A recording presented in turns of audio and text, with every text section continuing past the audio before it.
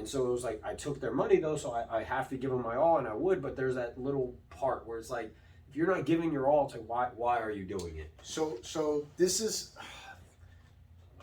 gonna sound like weird, but like in the beginning, you're so hungry for like the business. So like you start your business, and in the first year, it's like, oh wow, I got this client. Oh wow, I got this client. Yeah, sure, whatever you need. Oh, you need me to bring dog treats. Oh, you need me to bring this. And that's what I was doing. I was supplying my own stuff for them. You go above and beyond because you're so green. You're so new to like the experience of like owning your own business that like you're willing to bend over backwards every way, shape, or form to appease everybody else. The problem is you realize at some point burnout happens, and you have to realize at some point I cannot have, as an example, 100 clients and I bend over backwards for this one, and this one I bend over backwards the other way, and now I get stretched this way. No, at some point, I think it's normal, and in the beginning, maybe it's okay in the beginning with the first like 5 where it's like, oh, okay, like... That's about what it was too, my first 5 clients. But then at some point, you have to cut it off and be like, no, this is how Joseph runs this business. I run it XYZ, this is how it goes.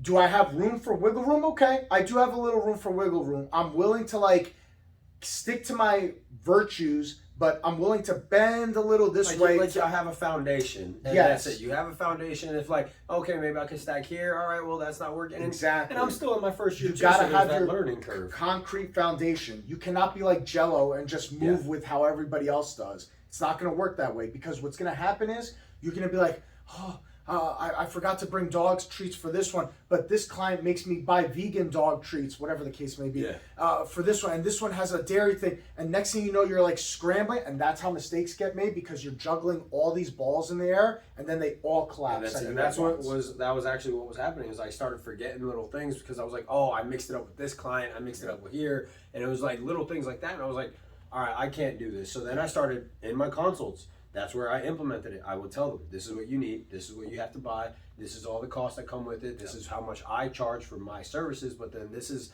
all the extra stuff that you're going to be using even after I leave. So it built up this one, it was a conversation you and I actually had where like you have to put the responsibility on the client. Yes. At some point, the client also has to own it. And I knew this from the personal training world, because there are certain clients, like I train them, I give them nutrition advice and all that, but if I only train you 3 hours out of the whole week, you can't tell me, oh, you're doing bad as my trainer, when every single day you're out there, oh, I'm going to overeat, I'm not going to track my food, fucking off. Oh yeah, I'm not hitting the gym, I'm not going at an intensity. It's like, no. And there was conversation that I had to have with personal training clients, and I just never adapted that to business training, to be in business. And then finally, when we had that conversation, I was like, oh, they have to have some sort of self-control and self-responsibility, because if not, like you said, it will come crashing down on me. And that's what was happening. I was like so stressed. I was like, how am I supposed to run this if I'm trying to do everything for everyone? And that's what I did. I was so excited. I was like, I'm in this. I actually have people wanting to do this with me. Like, people are trusting me, and that's a great feeling. And it comes from good intentions. Yes. That beginning part of bending over backwards and wanting to like appease everybody, it comes from a good place that you want to do this. Yes. You want your clients to be happy. You want them to give you a 5-star review. I want to give them the world. Yeah, everything. But at some point, you got to realize this sacrifices you in the end. And it cannot be that way. I'm sorry. When it comes to business, maybe in the beginning, like I said, like you want to do everything for everybody and like help them out.